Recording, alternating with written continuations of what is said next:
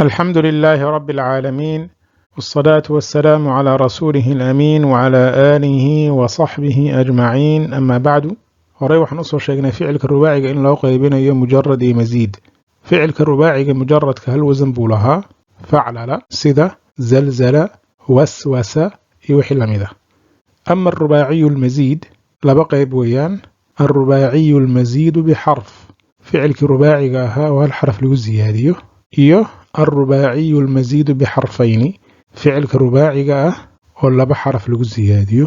ficilkan hore waxaan soo sheegnay 6 xaraf ma dhaafi karo. haddaan ku hormarno الرباعي المزيد بحرف وله بناء واحد هل وزن buu leeyahay وهو تفعلل sida تزلزل وفعلل oo ta lagu daray marka sidaas wuxuu ku noqday تفعلل تزلزل iyo wixii lamid ah. qaybta labaad الرباعي المزيد بحرفين وله بناءان لaba wasan buu leeyahay asagu waxayna kala yihiin ifcalala waxa zaa'id ah alifta iyo nuunta.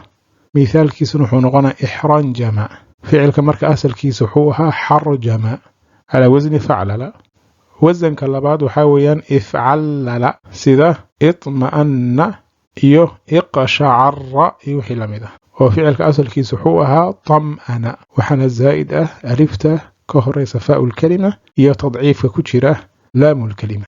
khulaasatu alqowl, ficilka rubaaciga awsaan badan ma lahan. markuu mujaradka yahayna waa faclala waa hal wasan, markuu masiidka yahayna saddexdan wasan weeyaan: tafaclala, ifcalala iyo ifcallala.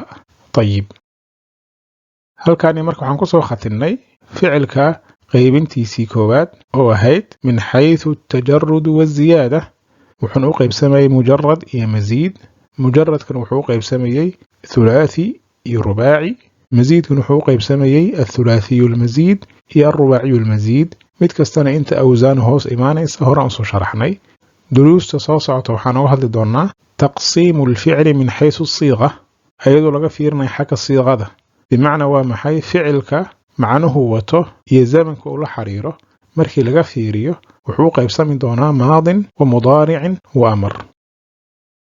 هذا وبالله التوفيق، وصلى اللهم على نبينا محمد وعلى آله وصحبه وسلم تسليما كثيرا.